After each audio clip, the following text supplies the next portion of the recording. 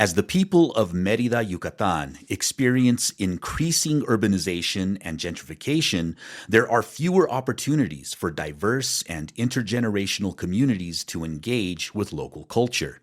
In response, Lignum was created.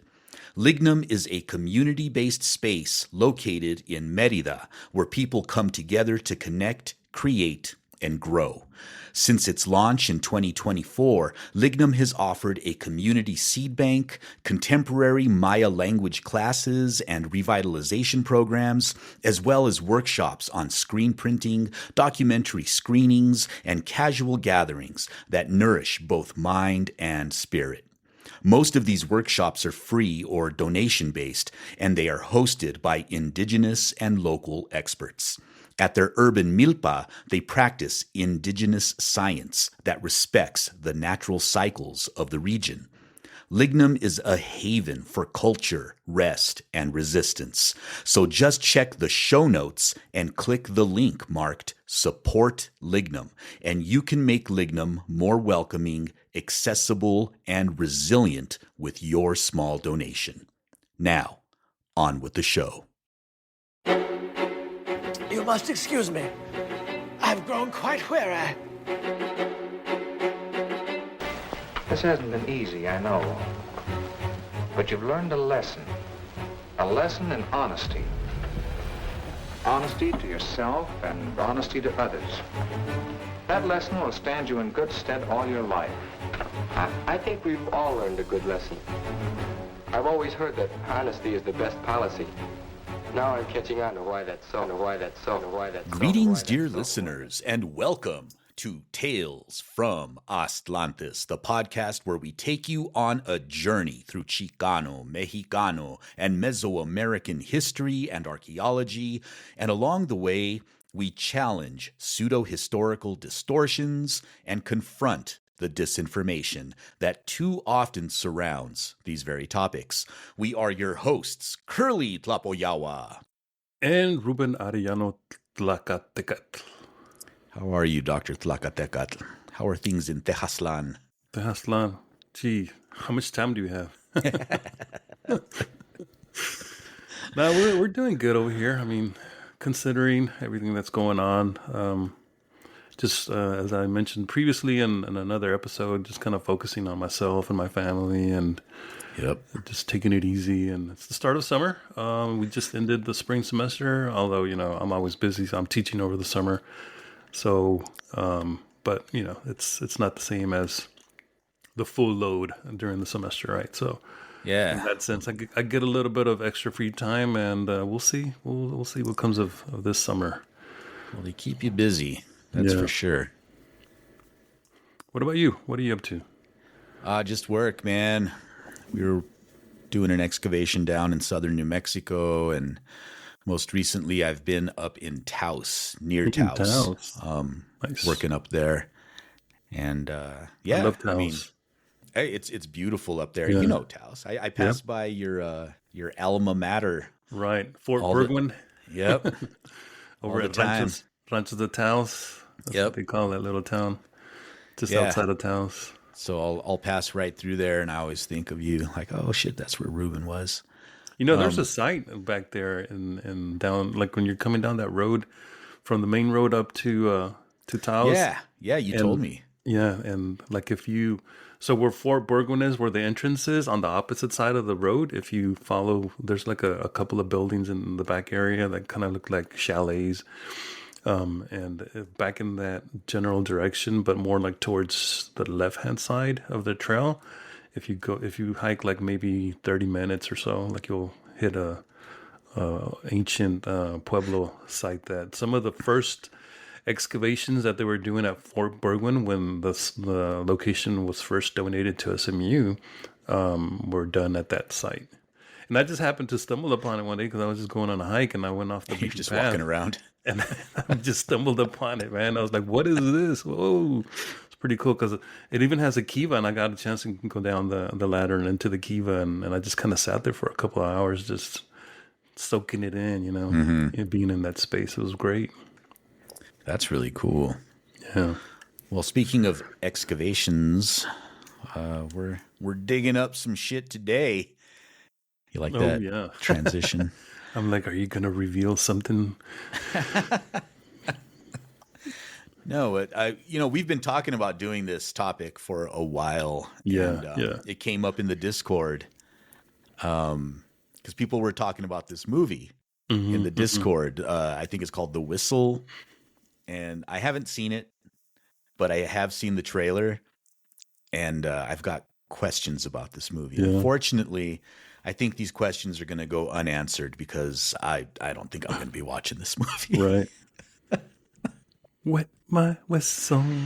It seems like a very, I don't know, not a great movie.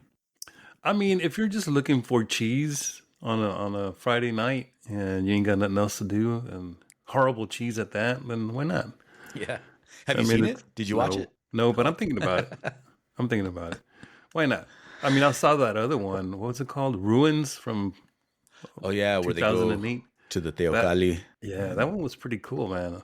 Like, if they did more movies like that, because I don't know if anyone's seen this, and spoiler alert, but the premise of the movie is that the local indigenous inhabitants, like, they are used to people like stumbling on their secret sites, and they know that the secret of the site is that the temple, there's like some kind of entity in the temple that lures tourists in there, and it drives them mad, and it slowly kind of like wraps them up in some vines and consumes them. Like that's Okay, so that's sacrifice. Consumes them physically. Right. Physically or something like that. Yeah.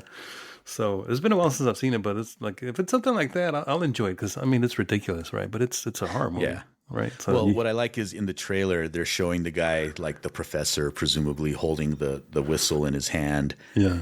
And he's like reading an inscription off the side of it. Mm-hmm. And I'm like, what language was that written in? Like, what the hell are you reading? And hey, this might have been answered in the movie, but you know, who knows? Who knows? And then they give away, like within the trailer itself, they give away a twist, which is that, and I hate when movies do this. It's like a trailer is just supposed to give you a little taste to pique your interest. Right. And not tell you the entire plot of the movie and all the twists and turns. But earlier on in the trailer, the guy like reads an inscription and it says like, whistle this to summon death. Right. Which is a weird idea anyway. But then later on in the trailer, they reveal like it was a mistranslation. It's blow this whistle to summon your death. Ah, okay. So that's the twist, right? So it's a twist that they give away in the freaking trailer. But then it just raises more questions for me. Like, well, then what purpose does this object serve? If you're just going to blow it and then something comes and kills you, like there has to be some sort of trade-off, right? Like you get something good first. And then you die? Like there has to be some like sort of... your soul to the devil, right? Like... Yeah, right? Like, I want this song to be a #1 hit, right? And so I'm going to make a pact with the devil, sell my soul so I can be famous or something. Exactly. Otherwise, why would you just blow an object that's like, okay, come murder me? Bloop. True, like, true. Why would that exist? So you just ruined the movie, Curly. God well, damn. and like the trailer ruined the movie. Man. Yeah, but see, and like I said, they might have actually wasn't that far answered. into the trailer. Like I was... The trailer's too long, too. It's like 2.5 minutes. Right. Like a trailer should be, 30 seconds maybe? Something real short. A minute tops. Yeah. But what about this connection to this idea to, because I've heard people say this, that in some indigenous cultures that whistling at night is kind of taboo because it's like summoning the spirits or something. Definitely here in the Southwest. In New Mexico... you are not supposed to whistle at night. I don't know how far that carries over into other cultures. Yeah. But do you know the reasoning behind that? Like I don't. I don't. Maybe I've that's never another asked. episode. Hey, I don't know. There you go. Dive into this one. Hells yeah. So you want to get into it? Yes, sir. All right. So here we go. This is the Aztec so-called death whistle, I should say. Today we're talking about how we tell history and specifically how the media treats indigenous cultures. We are diving into a recent cultural history of the so-called Aztec Death Whistle. So like Curly mentioned, we've been wanting to do this topic for a very long time. And of course, that recent movie kind of prompted it, but also the fact that there was some discourse on the Discord about this topic also kind of prompted this recent interest into not only the death whistle, but also prompted us to, hey, maybe we should do something. But, like, what is the point of this, right? What is the main question at hand here? How and why is the whistle popular? How did it become so popular nowadays? Because it didn't just come out of nowhere. It didn't just pop in out of thin air and someone just came up with this idea. Oh, what if there was such a thing as an Aztec death whistle? So let's try to dig into that. Because that is, to us, to me, to those of us on the Discord, that is a very interesting question. What is the origin of all this, right? And of course, of all the things attributed to the Aztecs that people would gravitate towards in popular media, a whistle that is associated with death is going to make that list, right? I mean, think about all the other things that the public associates with the Aztecs. It's always disproportionately related to violence and death, right? One way or another, it relates to violence or death or sacrifice. So even, for instance, the explosion of the Dia de los Muertos, or the Day of the Dead, over the last couple of decades, 20 years or so, while it is kind of a positive thing, because in our culture, it's about, the memory and the celebration of our deceased loved ones, it's still about death, right? And so the fact that other than Mexican people and other indigenous peoples of the South celebrate it now, namely Anglos, right? And including Europeans too, apparently like to celebrate Dia de los Muertos. It's still about death. So there's something about death, right? That's always associated with indigenous, especially Mesoamerican cultures, and more specifically the Aztecs, right? So how do we get here, right? Why the whistle? What's going on with this whistle? So it's useful to note that the Aztec death whistle has been known to archaeologists, despite what people might tell you on the internet. It's been known to archaeologists since the the mid to late 19th century, when some of the first small death whistles were being discovered. And I think you have one, don't you, Curly? You want to blow it for the audience or for the listeners or for the viewers on YouTube real quick? This isn't like a quote unquote death whistle that people think of, like the one in the movie, which is like this big, evil, ostentatious looking thing. But this is probably closer to what they were finding archaeologically. And this one is probably even larger than the one that they found. Right. Because from what I've seen in the photographs, the whistles that they found in situ in the burials as offerings were like they could fit in the palm of your hand, basically. Mm-hmm. And the burials that they were associated with are commonly with Tlaloc, right? They're commonly associated with the veneration of Tlaloc, or offerings made to Tlaloc. I mean, not Tlaloc, Ehecat. Grief. So mixing up my teteo over here. So they're commonly used in association with the veneration of Ehecat, which is, of course, the wind, which makes sense when you hear this whistle, if I may.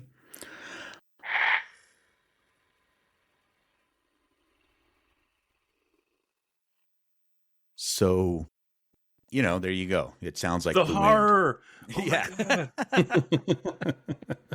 And it's reasonable to assume, in my opinion, that sound that you just heard was meant to replicate the sound of the wind, and that's why it would be associated with Ehecat. And then there's also some scholarship that ties it to the Ixiptla of Tezcatlipoca during the ceremony of Toxcal. Okay.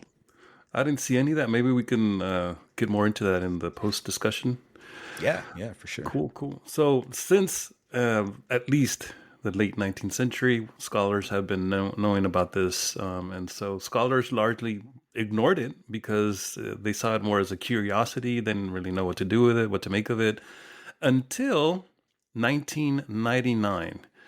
when an archaeological discovery in Tlatelolco changed the perception and led to a more serious investigation of the whistle.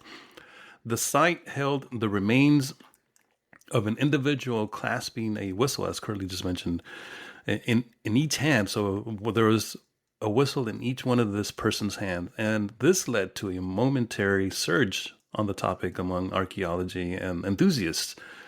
So we're going to get to that a little bit later. But first, we're going to come back to the article in question. As I was looking around, I found a 2021 article from the Daily Science Journal by Alex Mitchell entitled "The Aztec Death Whistle is history's reminder that the Aztecs were terrifying," right? So this idea of terror, terrifying, horrible, horrendous. And so the title of this piece says it all. Right. I mean, I've been calling this guy a goober, a goofball, but I mean, I don't want to get into ad hominems, but come on, guy. Really? Like, that's the best title you could come up with for your article? Jeez. Yeah, hyperbole much? Good grief. Now, if you spent any time on TikTok, YouTube, or Etsy over the last few years, you've probably seen these skull-shaped clay whistles. When people blow into them, as Curly just did, they make this sound that some describe as a quote-unquote human being screaming in agony. I mean, I didn't get that from this, but hey, I don't know. When I hear it, it sounds like a strong wind gust being forced into a compressed space. But again, what do I know? I'm just some schmuck, right? The internet loves it, and I get it. Obviously. People like sensationalism, especially when it comes to past cultures that are not their own. But since this quote-unquote journal, the term journal is being used loosely here, describes itself as a site for popular science. And I have a few things to say about that, precisely because the author wrote about a topic that they know absolutely nothing about. I mean, it comes through in the article, right?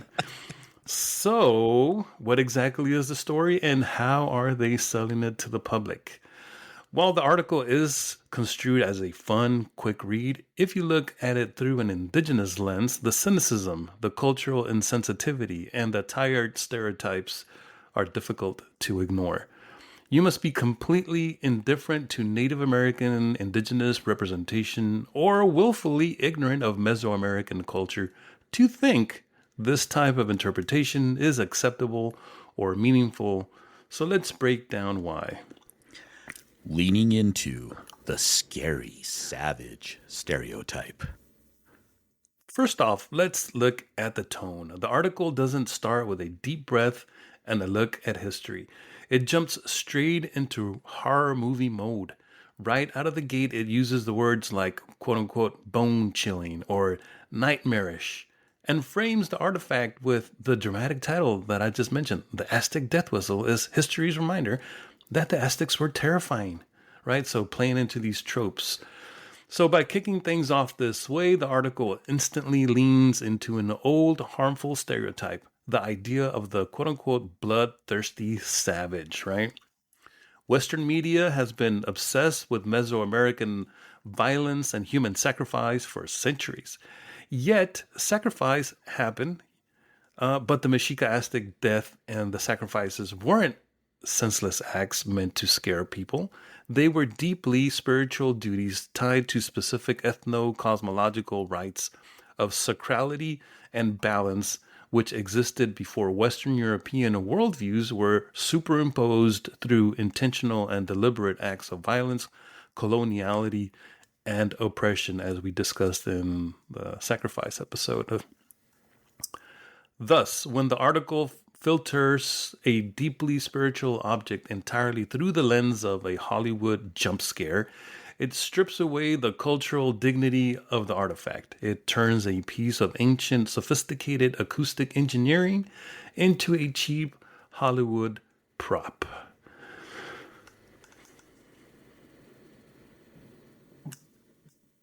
Sorry, I was muted. Blurring the lines of real history. We'll be back after a quick break. Okay, so let's say you've got the Mexica calendar for the upcoming year, Se Tochtli, and you want to know a little bit more about the philosophy and worldview associated with the ancestral calendar system. Or maybe you're curious about the individual feasts that are held in connection with each of the months. Well, dear listeners, I've got you covered because my new book, Never Will It Be Lost, is now available. It features beautiful cover art provided by the amazing artist Mi Corazón Mexica, and it's packed with full-color images from the codices. In it, I go over each of the monthly feasts, and I provide some guidance and suggestions on how these feasts can be celebrated today. I also go into the Mexica worldview, cosmovision, and philosophy, and I talk about how we, as modern-day Mesoamerican descendants, can connect with and actualize this philosophy in the modern world. I'm super proud of this book. Again, it's called Never Will It Be Lost: Ritual, Remembrance, and the Aztec Calendar by yours truly, Curly Tlapoyawa.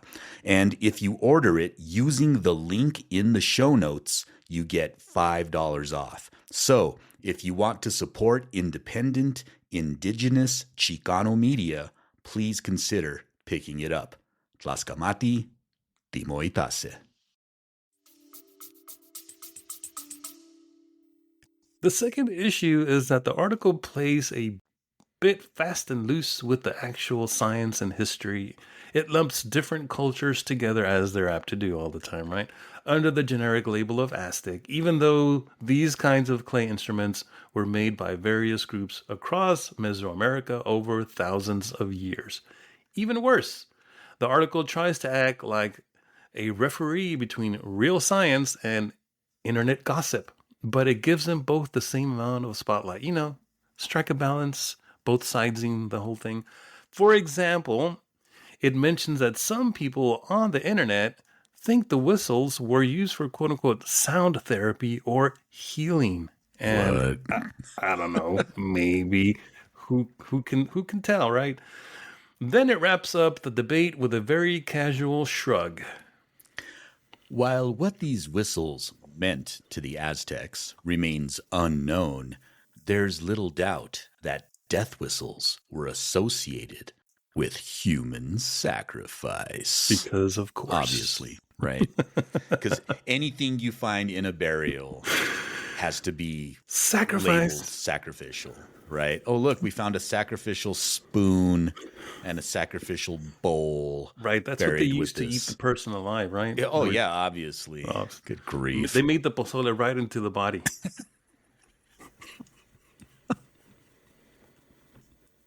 Tradish. By summarizing it like that, the writer is doing something kind of sneaky. They are saying, hey, nobody really knows, so let's just focus on the scary stuff, okay? So to a casual reader, it makes it sound like serious archaeologists and random internet influencers have equally valid theories, both sides in again. Yeah, well, what I love about this is that they're like, it remains unknown what they meant, but it obviously meant this. But if we're looking at it from a certain perspective... Yeah, we're going to make it mean what we want it to mean. Pretty much.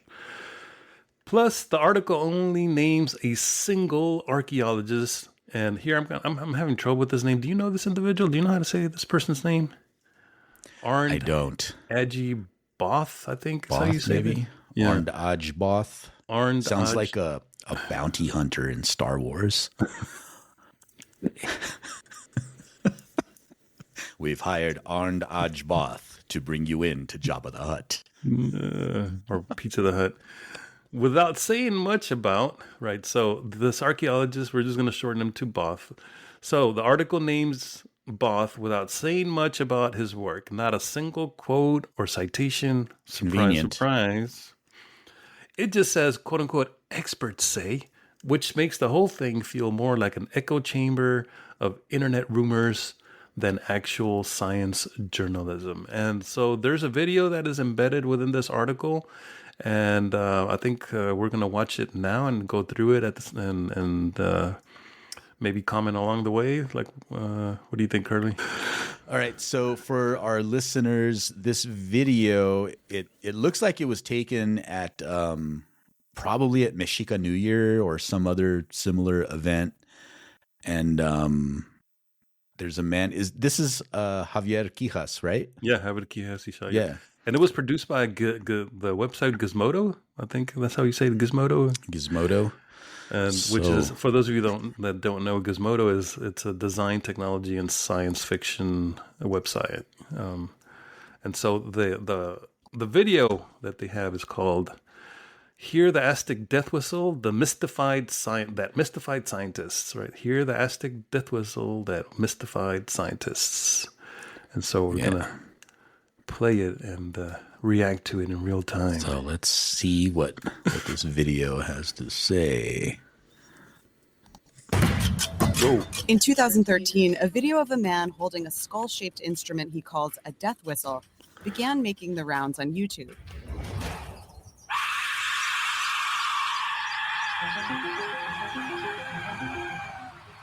Once played, the death whistle sound is immediately unsettling. Unsettling. I don't know. I find that soothing. When I heard it for the first time, Sounds the like the sounds wind to that me. were produced through the whistle was a shriek of death. Shriek of In death. fact, the significance behind this That's Jaime disturbing Arredondo. sound He's has perplexed scholars an for artist years. out of New York City. What was this death whistle, and what was its purpose? He's originally from Dallas. I know the guy. In Mexico City, while archaeologists were unearthing the remains of an ancient Aztec temple, they made an exciting discovery. This was an enormous finding. They found a human sacrifice, a male skeleton that had been interred for 500 years. But it was the relics hidden inside the skeleton's hands that would lead to years of intrigue. The person had been beheaded. The arms are crossed in front of his chest. And That's in Both each speaking. Yeah, of that's hand the voice of was Both. found these instruments, which are called death whistles. For nearly 15 years, these ancient instruments lay silent before finally being given a voice. The archaeologists who excavated these instruments, they never dared to play them, to test them, to try them. So I was the first person who actually played these original sound artifacts. No one did. But how could these tiny objects produce such ghastly shrieks? There are different air streams generated within the structure of these instruments, which then diametrically hit against each other. And thus the Aztecs were able to produce a very shrill and noisy sound. Still, the question remained, what was the purpose of these artifacts? Theories abounded in academic circles. Abounded. The Aztecs were known for their warfare, Obviously. their military, for their conquests.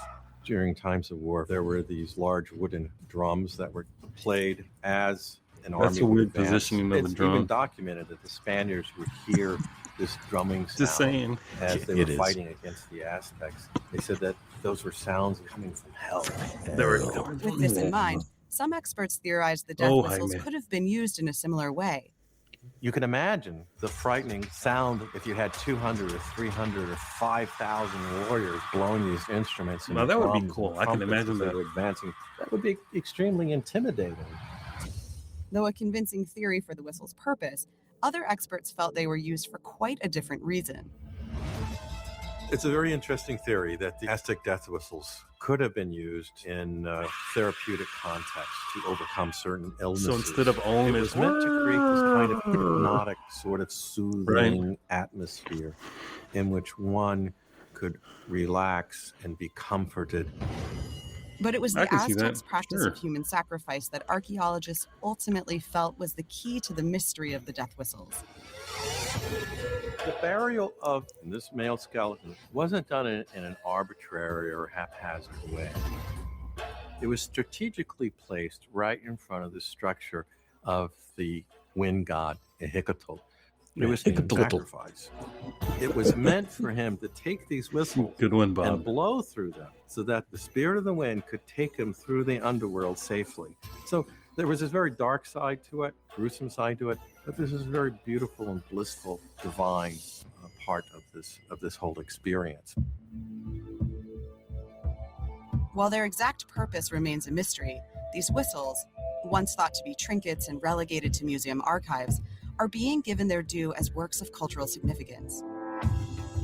And 500 years later, the whistle still has the power to unnerve anyone who hears its sound.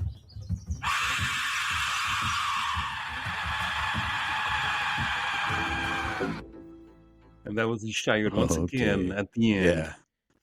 So I just want to say for the record, I know Jaime. He was one of the people that was interviewed. And if you're listening, Jaime, no offense. We're just doing a critique.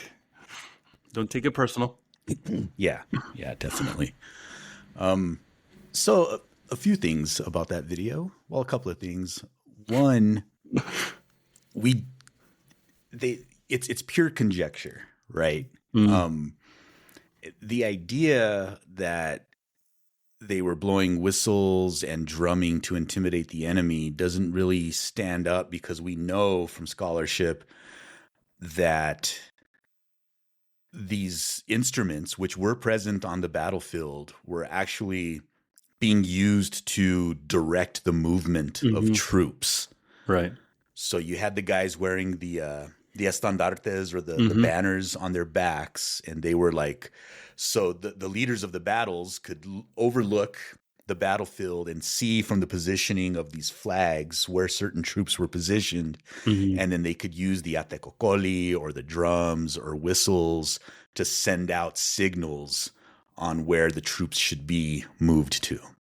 So this sound might have had, I mean, it would have been like a side effect, right, of the sound. It might have been intimidating because you're hearing this massive army forming against you, moving against you. But I don't think the primary purpose was to strike fear into the hearts of your enemies. I think it had a more practical purpose of, you know what this reminds me of? Troops. A while back, I don't remember how far back it was. I tried looking into it, but I didn't find any evidence of it. But I believe for a while there was some internet rumor going around that when the Mexica went into battle, that they would all say Mexica or something to that effect, in unison as a battle cry to frighten their enemy somehow. And I'm like, how does that work? How would saying Mexica in unison? Like, I guess maybe if you're like trying to intimidate, but is it going to terrify your enemy? Maybe not. I don't know.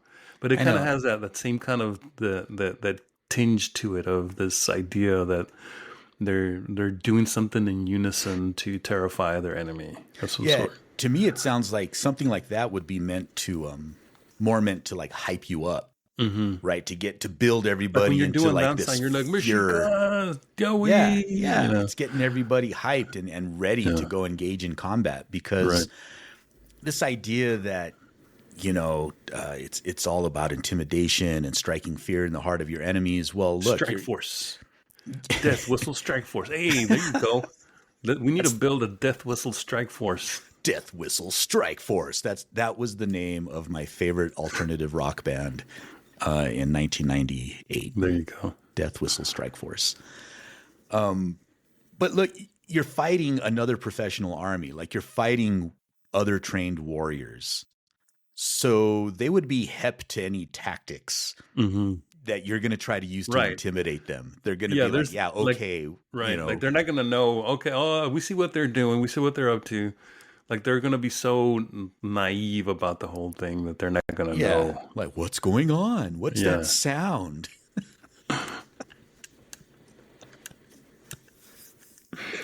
It's pretty ridiculous. It's infantilizing in a lot of ways. Yeah. Whoever came up with that, please stop. Stop coming up with things. Just knock it off. Just take a break. Take a break. All right. Cynical chase for clicks.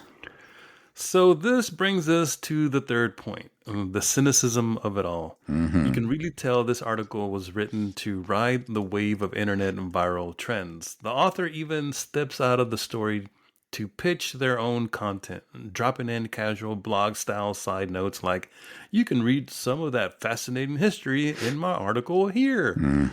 When a writer does that, it changes the vibe. It doesn't feel like someone who is trying to educate the public. It feels like an influencer trying to keep you clicking around their website. Posting. It's all about posting now. It's a brand, right? Everyone's a brand now. Yeah. The article wraps up by pointing out that you can buy cheap replica death whistles all over the web today, and notes that a very few sound like the wind. I don't even know what that means. What are they trying to say here? Are they saying the people that think it sounds like a wind are mistaken because it's horrible? Yeah, because it's obviously meant to be human beings screaming in terror. Agony. It's a human in agony. So it's a playful conversational sign-off, but it reveals the real motive here, that the article isn't written to make you think deeply about the incredible craftsmanship of Mesoamerican people. It's written to capitalize on a viral trend using shock value to drive traffic. If we want to truly appreciate history, especially the history of cultures that were devastated by colonization, we must do better than clickbait. We need to remember that behind the so-called terrifying shriek of the whistle was a complex society of artists, engineers, and spiritual people who deserve to have their stories told with respect, not just for entertainment. Absolutely, man. And then looking at that headline again, just to reiterate, the Aztec Death Whistle is history's reminder that the Aztecs were terrifying. Not that the Aztecs were musicians, not the Aztecs were ceramicists who were able to make these instruments, not that the Aztecs were brilliant, but that they were terrifying. Or that they were the original descendants of what is it? Atlantis. Yeah. I'm getting my Atlantis and my Atlantis confused. I've done that before. People are like, what the hell are you talking about? A closer look at representation. So I wanted to use this article as basis for this topic of the death whistle because it allows us to check several boxes. The first box underscores how the media continues to misrepresent Native Indigenous cultures and peoples in a devalued and dismissive way. While there have been gains and improvement overall, this piece from just 5 years ago, I should mention here, demonstrates how much more we still have to go, especially in today's political climate. I can't reiterate that enough, right? A case in point is the recent destruction of Las Playas in Taglio, which is an ancient Tohono O'odham site located within the Cabeza Prieta National Wildlife Refuge in Arizona, along the U.S.-Mexico border because of the construction of the border wall. Curly, could you please explain to our listeners what intaglios are? Absolutely. So in the sense being used here, intaglios are designs etched directly into desert pavements. So these are stable, tightly packed gravel surfaces that form over long periods in extremely dry environments like the Mojave and Sonoran deserts. So while Peru's famous Nazca lines are the world's most recognizable examples, these unique features exist on every inhabited continent. In the American Southwest, they are concentrated along the lower Colorado River. This area forms a deeply significant cultural landscape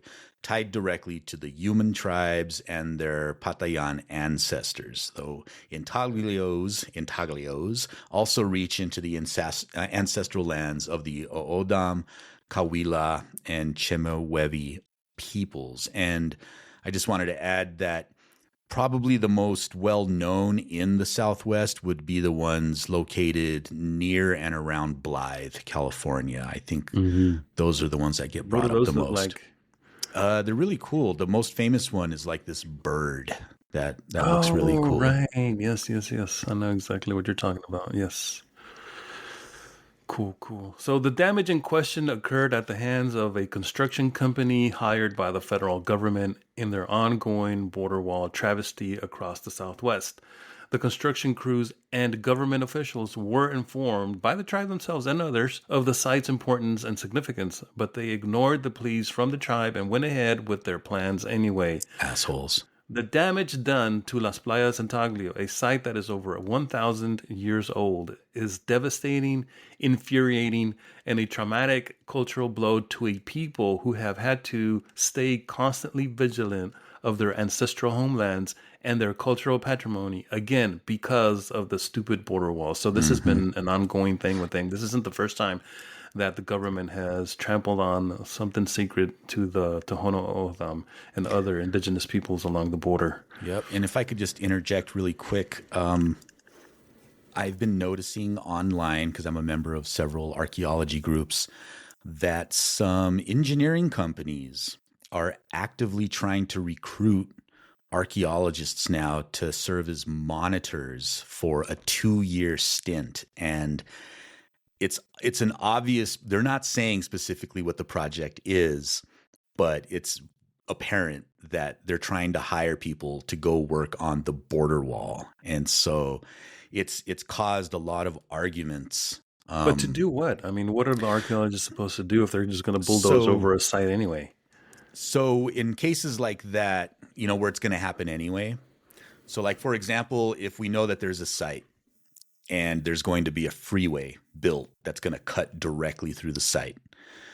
In fact, I can even go one better than that. Recently, my most recent project down in southern New Mexico, near Chaparral, New Mexico, which is like right near the border, there is this roundabout. And if you get on that roundabout, it'll take you straight down to El Paso. Or you can go up to, you can like go east to Chaparral or north to Las Cruces. Mm-hmm. So where this roundabout is they're going to obliterate this roundabout and they're going to build this new network of like flyovers and roads and stuff, right? Mm-hmm. But there was a huge, pretty big, substantial Jornada Mogollon site located right there. And the project was basically, it's out of our hands, right? It's going to happen. Like, there's nothing anybody could do. The government's already decided this is the way it's going to go. So in that case, we had to go down and basically do what's called a full data recovery. So we had to physically collect every last artifact there, fully excavate it, pull out all the cultural material, document it, photograph it, map it in, and then hold it, and basically preserve it so that those cultural materials will not be destroyed by the construction of this new system. So I think what they're trying to do is they're trying to hire archeological monitors to go out there. And, honestly, I think it's just, it's purely symbolic, right? They're going to destroy these sites anyway, whether there's archaeologists there or not. And so it's caused a lot of arguments on these groups that I'm a member of on whether it's ethical to go be a part of this project. Yeah. Because I've even heard that they've uncovered remains as well during some of this wall construction. And I think I might have even seen that some of them belong to the Tohono O'odham as well. So, like, the site is just one of many things that, like I was mentioning, like, they have to be vigilant of because this border wall has been devastating for their community since the whole thing began and during the first Trump presidency, right? Yeah, well, it's literally splitting this nation in half, right? Right, because it's one of the few that has peoples on both sides of the border, if I'm not mistaken, right? So again, this did not happen last year. This did not happen 5 years ago. This did not happen back in the early days of archaeology when people didn't really pay attention to, these sorts of things. It happened today in the current year of 2026 under the auspices of the most anti-indigenous administration in modern history. I cannot stress that enough. They've all been disastrous in one way or the other for indigenous people, but in recent memory, even Nixon wasn't this. I mean, Nixon, the most corrupt president up until the current one, right? He did things for the Pueblo people, right? Didn't he was part of giving back a lake to the Taos Pueblo up in, what's the name of that lake up there? There's a lake that was part of their sacred ceremony and sacred sites, and I'm blanking on the name of it, but Man, I you do know what? remember that he was responsible for giving the Taos Pueblo back that lake, and he was also the president that, if I'm not mistaken, was the one who signed into legislation the EPA, right, the Environmental Protection Agency. Yeah, I think that's right. Right. So even the most corrupt president up to the current one did things, at least that were beneficial to the environment in some way and beneficial to native peoples in some way. So when I say that this current administration is the most damaging to indigenous people, the most anti-indigenous, I'm not being hyperbolic here. These are the facts, right? So as an educator myself, when I tell my students that Native history matters, this is exactly what I'm talking about, this sort of thing, right? This is not ancient history. This is not dead history. This is ongoing history. The topic It was of the Blue Lake. Sorry. the Blue Lake. I couldn't Blue remember Lake. the name of the Blue Lake, right? So the topic of the ongoing material destruction of native indigenous sites deserves its own episode, I think. At some point, we need to dive into this. And so, but it's relevant here because I wanted to make a note of it so that you can be informed, because it ties into the whole idea of misrepresentation and devaluing indigenous cultures and their history, right? All the way to the present.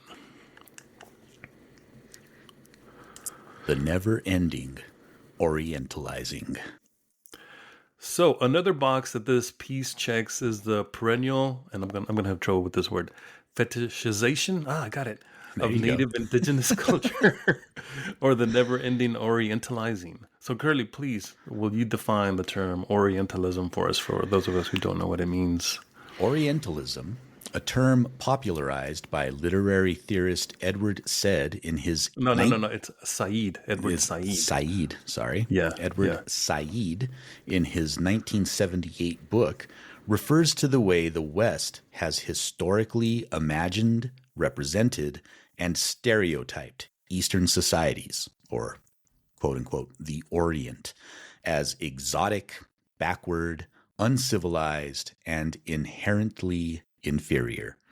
Instead of providing an objective or accurate portrayal of Eastern cultures, these Western representations, found in literature, academic scholarship, art, and political policy, served to construct a rigid us versus them dichotomy. By framing the East as irrational and passive in contrast to a rational and progressive West, Orientalism provided a powerful cultural justification for European colonialism and imperialism, asserting that Western intervention was necessary to govern and civilize the East. Sounds like some Manifest Destiny horse shit right there. Oh, yeah.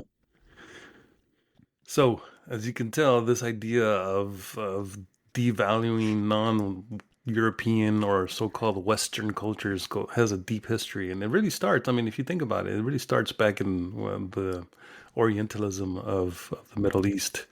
And then they brought those ideas to America when Europeans started, civilizing the Americas, quote-unquote, civilizing. Another way of looking at this is referred to the othering, right? Whereby the dominant culture plays up the cultural differences of a minoritized group in such a way that leads to essentialized caricatures of those cultures and people, such as the quote-unquote noble or the quote-unquote savage Indian. It's clear that the current interest in the whistle is a product of that binary.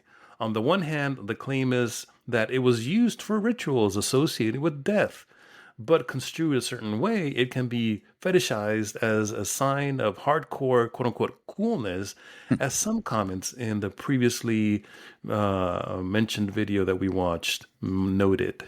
Curly? Right, so I'm going to quote these people. Use your best online troll voices. All right.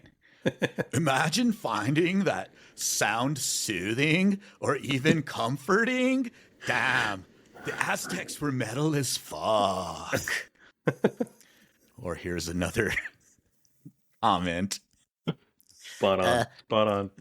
Imagine hearing this played as you were getting flayed alive, mocking your screams of horror while dying. Genius! Oh no, genius! That fool said genius, man. Genius. Okay, but again, I'm not hearing the agony of the. Did you hear any agony in that All I sound? heard was the wind. I don't know where they're getting this from. I Yeah. mean, are we not hearing the same thing? I need to get my ears checked or something. So again, the main object of desire expressed in these types of comments is the idea of death, violence, and torture. I'm no psychologist or sociologist, but if viewed from a certain perspective, this sentiment can be used to describe the embodiment of the moral deficiency of our modern reality. However, none of this really gets at the reason why the whistle is popular right now, so let's get to that. The intersection of science and performance. Both and Ishayot. So now we get to the nitty gritty. The modern revival of the Aztec Death Whistle relies on a fascinating symbiotic relationship between academic archaeology and indigenous performance. This intersection is best embodied by the parallel work of music archaeologist Dr. Arnd Aj Both and the late musician and instrument maker Maestro Javier Quijas Ishayot, who Rest passed in away peace. right in 2020. While both approaches the resonator, as whistles are called, resonators, through the lens of empirical science and rigorous site context, Ishayot breathed visceral life into the instrument, introducing its haunting acoustics to global popular culture. The structural and sonic parameters of the whistle remained largely theoretical until these two trajectories crossed paths in the laboratory and the recording studio. Both's connection to the instrument is foundational to its modern scientific narrative. He was the first scholar, as mentioned in the video, permitted to physically blow the original 550-year-old clay whistle recovered during the 1999 Tlatelolco excavations, where archaeology categorized the artifact as a static structural anomaly. Both recognized its psychoacoustic intent. His research mapping the airflow dynamics and internal chaos chambers, as he called them, proved that the instrument targeted highly sensitive human hearing frequencies to evoke trance states of terror. Again with this terror, I'm not seeing it. I'm not hearing it. Yeah, I'm not. So Both noted the intense, unsettling nature of the sound.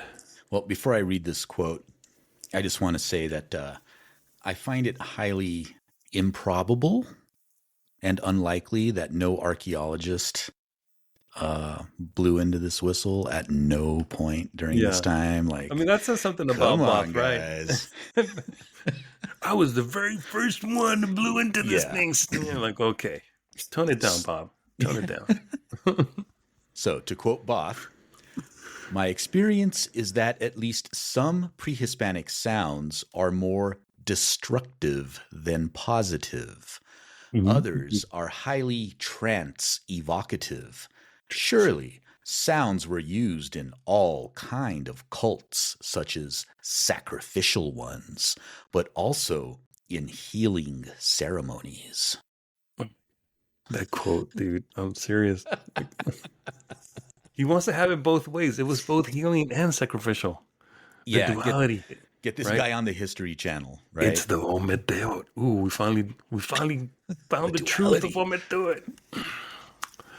Simultaneously, Ishayot approached the instrument from a perspective of indigenous reclamation and spiritual continuation. Ishayot was of Wisharitari or Huichol descent, and he dedicated his life to researching ancient codices and manuscripts to reverse engineer and reconstruct lost Mesoamerican aerophones. And if you know anything about Ishayot, I mean, I still have like several of his CDs. When I first encountered his work, I was amazed. And when I started to like research the background of his, musical instruments and found out that he like went back into the archives and into the codices, and he was trying to replicate the various whistles and various wind instruments that he came up with based on just his own knowledge. It just blew my mind, right? Like and so of course it's going to be him who's going to make the new versions of those so-called death whistles. So rather than treating the whistles as museum relics, Ishayot viewed them as living creations, extensions of Mother Earth and ancestral memory. Utilizing clay, stone, and jade, he became the foremost global authority on crafting functional replicas that accurately mirrored the physical acoustics analyzed by scholars like Both and mechanical engineer Roberto Velázquez Cabrera, whom we're going to get into shortly. Both and Ishayot had divergent narratives. One viewed the whistle as part of, quote-unquote, the sacred wind, and the other as a weapon for, quote, psychological warfare, right? So sacred wind would be Ishayot, and the warfare is Both. The dialogue between Both's academic research and Ishayot's public presentations highlights an ongoing debate regarding the whistle's primary socio-religious function.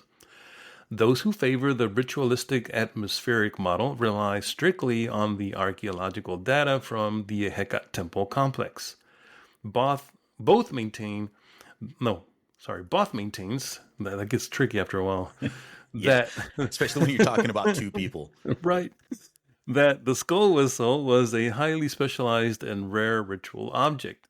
In his framework, the sound simulates the cutting, the underworld winds of a Hecat that a supposed sacrificial victim, their soul, had to endure, making it an instrument of transition, offering, and a sacred atmosphere. So again, Both here is like embedding a lot of his own bias, or I don't know what to make of that. He's taking some artistic liberties with his analysis. Maybe.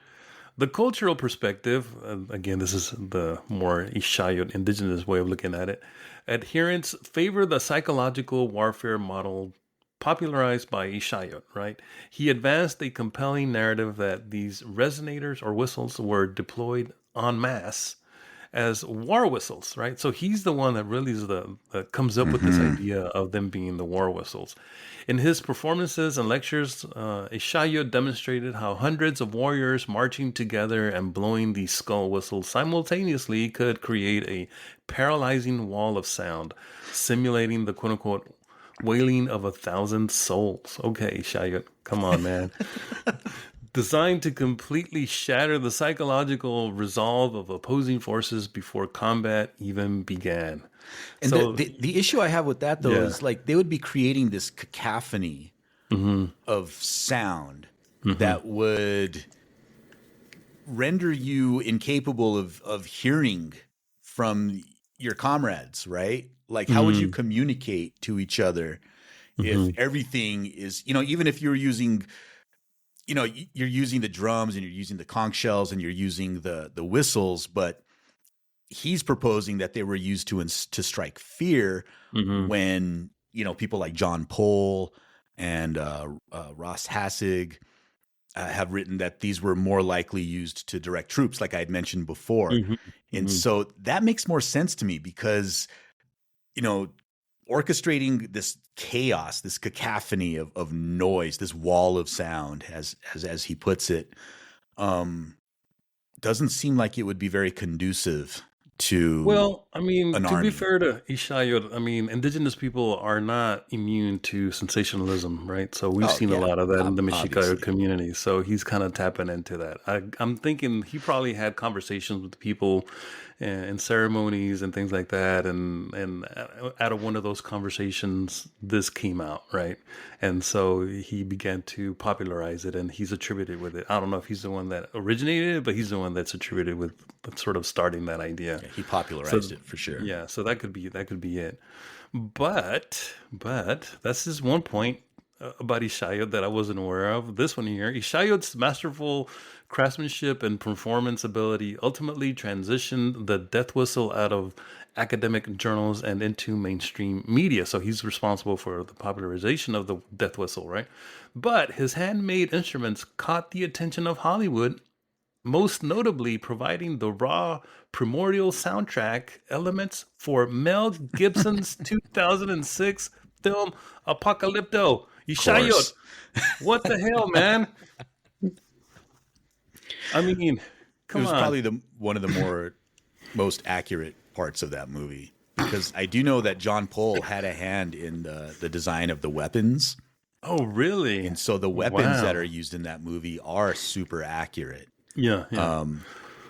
And also, I don't know who he consulted, but in the movie where it shows the people, it's a real brief scene, but as they're being brought into the main city, you could see individuals producing lime, Hmm. which is super accurate. The way it's shown in the movie is actually really, really accurately depicted. So Right. for everything I hate about that movie, there are a couple of things that I look at and I'm like, oh shit, that they must have had good consultants for that Right. specific thing. So would you have consulted if they had asked you for that movie? Not for Mel Gibson, no. Yeah. Because Fuck that guy. yeah, fuck that guy. Like I do have lines that I won't cross, and I'm not working for. There's whistles that you won't blow. There's certain whistles that cannot be blown, my friend.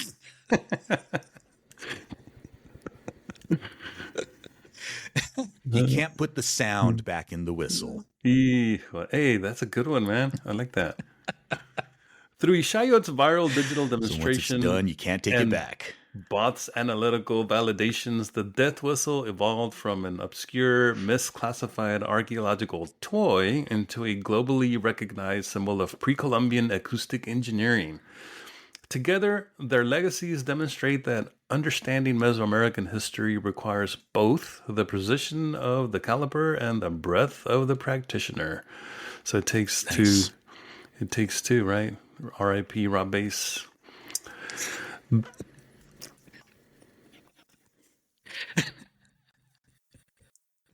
No? And his Too boss soon? would say, Yeah. "You don't like me, so what? I don't care." I don't care. There you go. True words were. Oh, Yeah. oh, Rob Bass.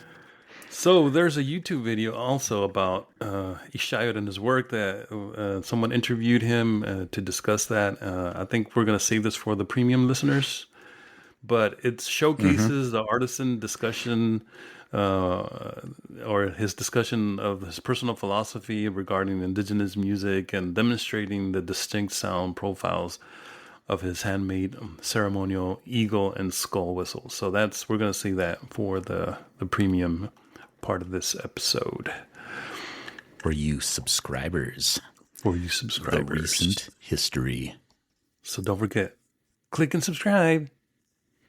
No? Is that how the influencers do it? The influencers? Yeah, smash that like button.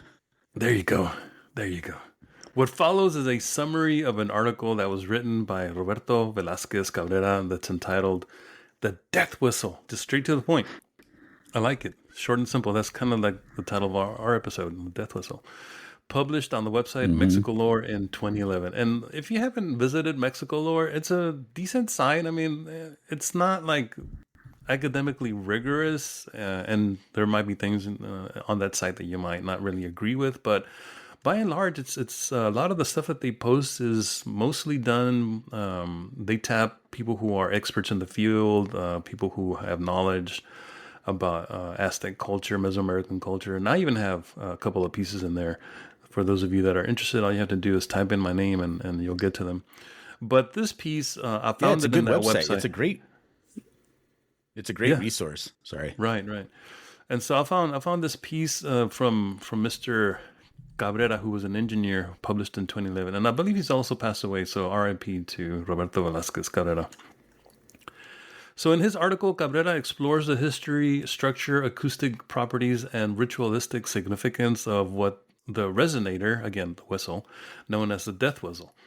As he notes, far from a conventional musical instrument, this clay device belongs to an unusual family of ancient Mexican noise generators capable of imitating animal calls and environmental sound like roaring winds or storms. By analyzing archaeological context, historical texts, and modern acoustic models, Cabrera sought to uncover the lost purposes of these instruments, detailing how they connected ancient Mexican mythology to modern sound experimentation. According to his research, the death whistle's physical design and archaeological provenance establish Its clear ties to Aztec concepts of death, sacrifice, and the environment. So at least he went one further. He added the environment part to it. I don't know how that ties into it, but okay.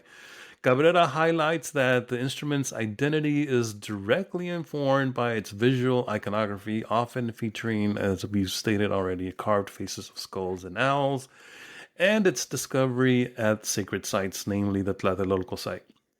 The most vital physical evidence linking these whistles to ancient rituals comes from those excavations at Tlatelolco, and Cabrera provides the historical context of this discovery thusly. The only known ancient death whistles with archaeological context were published by Salvador Guillem Arroyo in 1999. They were recovered from the hands of the skeleton of a sacrificed 20-year-old man that was found buried in front of the Ehecatl, or wind temple of Tlatelolco. This finding indicates that the whistles are associated with Ehecatl, or the wind, and Mictlantecutli, death, and that they could be related to the ritual of sacrifice. So over and over again, sacrifice, sacrifice, right? Which is interesting because you look at, okay, so it's a body. It's definitely somebody died. There was a killing, but you're attributing this intent of how they died and what was intended by the people who killed them, that their head was removed. Well, was it removed when they were killed, or was it removed post-mortem as part of some sort of ritual, funerary ceremony? Because if you look at like the Buddhist, what do they call it? The sky burials, where they take the bodies up to the mountains and they leave them there to be eaten by birds, and then they'll come up and they'll like disarticulate the bones afterwards. But nobody looks at that as like, oh yeah, this is evidence of a sacrifice. Is that something that the Mexica were known to do?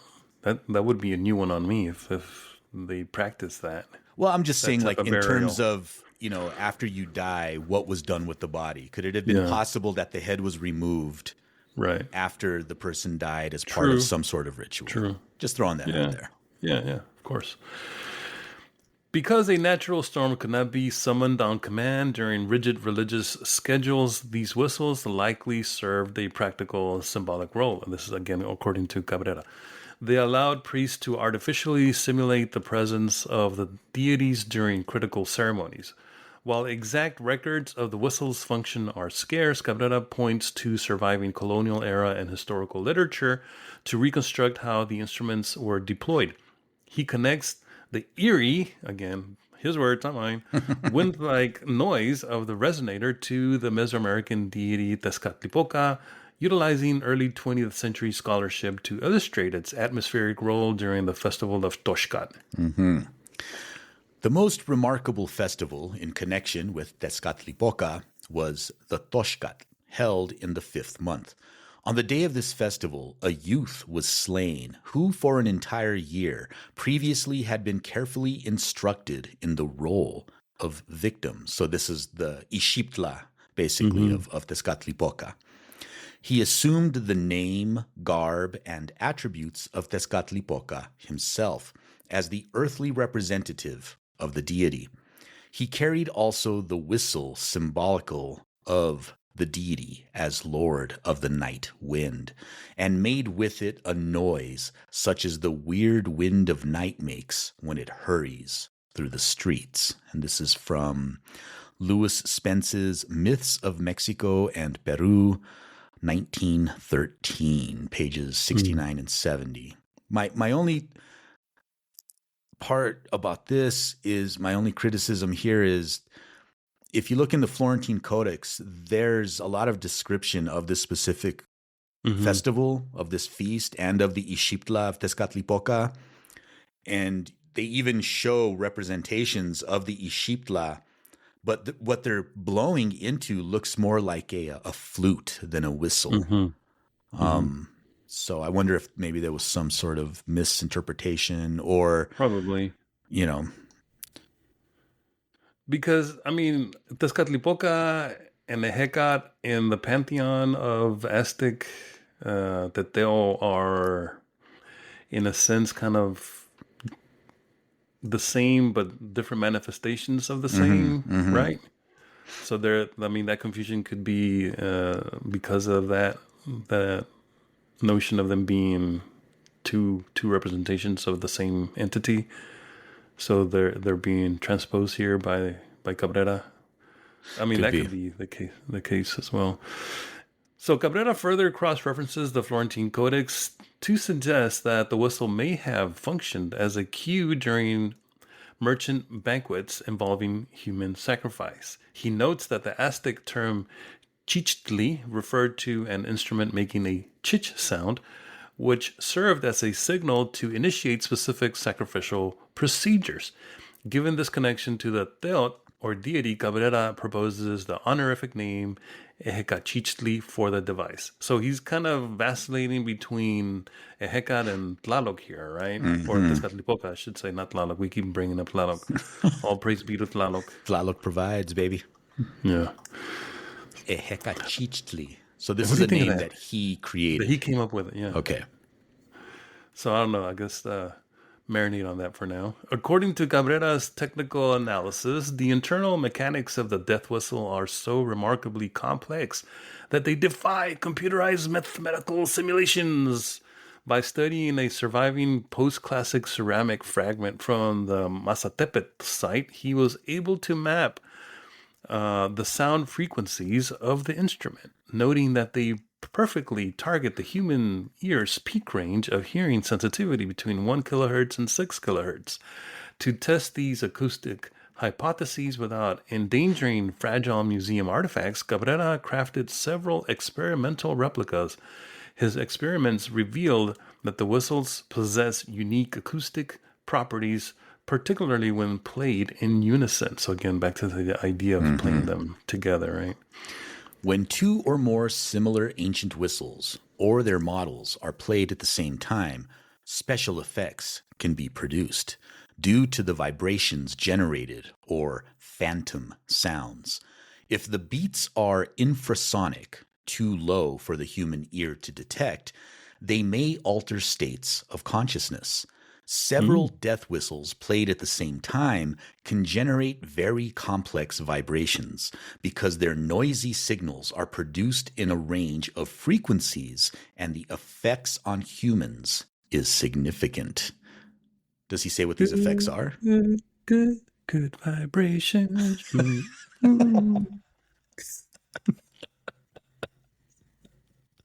Surfing USA? I don't know. Ultimately, Cabrera's paper demonstrates that while the original exact intentions behind the Mexican death whistle have been largely obscured by time, modern replication and acoustic analysis offer vital clues. Whether used to alter consciousness through infrasonic frequencies, I don't know. I mean, I'm having a hard time with that. Anyway, signal steps in human sacrifice, or mimic the roar of nightmare storm for a Hecate, the so-called death whistle remains a masterclass in ancient engineering, again, according to Cabrera. Today, these haunting Mesoamerican soundscapes continue to live on, finding new utility as contemporary musicians create custom notation systems to integrate these complex primordial sounds into modern compositions. And this is the end of Cabrera's summary, the article, and it's also basically all I have. But there's a lot there to chew on, man. I mean, wow. Yeah. And then also, when you look at the modern manifestations of these quote-unquote Aztec death whistles, right? They really play up the macabre? I've never known how to pronounce that word. Macabre imagery, right? They're meant to look horrifying and scary, right. And they're way bigger than the ones that were found archeologically. And I think the new ones that people are making and selling to tourists even produce different sounds. Like, really? I think they're altering the sound of that these whistles produce to be more terrifying, quote unquote, to actually play that up. Yeah, instead of just being, something that sounds like the wind which is Right. what the the actual Because whistles. that's too basic, Curly. Come on, Yeah. the wind. Come on, give me a break, man. Not sexy, It's right? got to be agonizing. And then reading those the comments to that video, those people, Yeah. it's just so funny how they're like totally befuddled. Right. Like, oh, how could anybody hear that and Right. think it's soothing? And it makes me wonder, how disconnected from nature Right. Go are touch these grass, people? fool.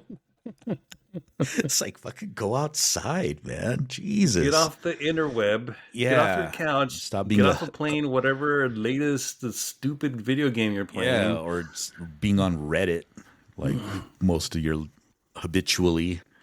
Yeah, that shit's crazy. But that was a good episode, man. Because I'd wondered about the whistle, and you answered a lot of the questions that I had. Going into in it, a kind of roundabout way, we kind of meandered through it, but hopefully our listeners can get the main points. But what do you make of this whole idea of back to Cabrera? He's kind of throwing me for a loop. Consciousness, alteration of consciousness through infrasonic frequencies, right? Like that's one of the things that he kind of came up with. Yeah. So if you play them in unison in a certain, like, it's going to affect you. Like, I don't know. It's reminiscent of like the whole Havana syndrome nonsense, right? That people are saying that they've experienced some kind of sensation and it's making them feel a certain way. And it's got to be some weird instrument that has been developed that is targeting infrasonic senses in my body, right? But in this sense, it's supposed to be for the use of good, right? To make you feel good about yourself. As you're dying, as you're being sacrificed, I mean, is that the implication here? Yeah, I want to read his paper. Was his paper in English or in Spanish? Yeah, it's in English. Yeah, okay, I think so I want to go through and read his paper because I'm curious. I want to know exactly what he's talking about because he talks about how these cause that the effects on humans is significant. So one, I'm like, how do you measure that? Like, what's a significant effect on a human? How did you measure that? What did you mean by that? Did you do experiments with people and have them record their reactions to it? Were they hooked up to sensors on their brains to see how the sound patterns were affecting their cognition? Like, what are you getting at here exactly? Because yes, on a very basic level, we've all experienced it. Certain sounds elicit certain responses. Like certain songs get you hyped up. Right. Certain noises are very irritating. Like I'm thinking of like when you scratch your fingernails on a chalkboard, right? Everybody hates that sound. I just went to the dentist and they were using like this hypersonic water pick on my teeth. Kind of like that sound. The really? scratching on the board. It's soothing to me. I get it now. Oh my God. I get it. Wow. Oy, Dr. Tlatelolco. Are there even chalkboards anymore in classrooms? No, it's all whiteboards with markers. Smart boards too, right? They have those smart screens. They do. I don't think I've seen one. I've seen the clear ones. They give us a class on that case, but they're not in every classroom. Like if you want to use it, you have to go to that specific room and reserve time and make a video. It's just too much hassle. Like forget it. Yeah. I miss the old the carriage projectors with the slides. Yeah. I have one of those. I have one of those projectors with the clear slides, where you put it on the tabletop, and you light it up, and then it projects it. Yeah, transparency. Thank you. I have one of those. I haven't used it in ages, but I still have one of those. So I want to know what this guy. That's my homework, my self-appointed homework. I'm going to read this guy's paper and see what he's talking about because I want to know to what extent he went to determine the effects that this sound had on people. Right. Because sound does affect us in certain ways, but like sometimes I relate it to sitting in a medicine ceremony, right? Where you start the drum, the water drum, and the rattle and the singing. It all coalesces and it creates a very distinct feeling, sensory experience that you're having there. So I wonder if he's talking about that or if it's going like way out into left field, like a trance state. Yeah. So I want to know what he means by that. Yeah, it's kind of. I mean that he said it's not that very long. The article he did for Mexico Lore, so I think it would be interesting to see like. First, if he published anything else on the topic and that it was published somewhere, like some journal of some sort, or if there's like, if you really wanted to like get to the sources that he used and the methods, like if there's an archive somewhere of his stuff, I doubt it, but like you'd probably have to dig into his personal archives to get a sense of like what the sources and methods that he used for. Oh, because you said he'd passed away, right? Yeah, he's passed away. Okay. So yeah, so archives. And he was, I think he lived in Mexico. So you'd have to travel to Mexico, and so that's a good one. I don't know. Well, I'm just after the truth here, my friend. You know what they say about the truth. What's that, homie? The truth is like an Aztec death whistle. Oh. It doesn't always sound good, but it's always good for you. And for those of you who are premium members, you will be getting an entire extra segment to this episode in our premium feed. If you're not a premium member, please consider becoming one. Just follow the link in the show notes. And for a mere $5 a month, you will get ad-free episodes with bonus content. You'll also get premium episodes and access to our Discord server where you can interact with us and other fans of the show. So go premium and support independent, indigenous, Chicano media. Timoitase. They can subscribe. Thank you for listening to Tales from Atlantis, a project of the Chimali Institute of Mesoamerican Arts. If you enjoy the show, please consider becoming a Patreon supporter. You can do this by visiting talesfromatlantis.com and clicking Support the Podcast. Your continued support will help keep the podcast ad-free and independent. Until next time, Timoitase.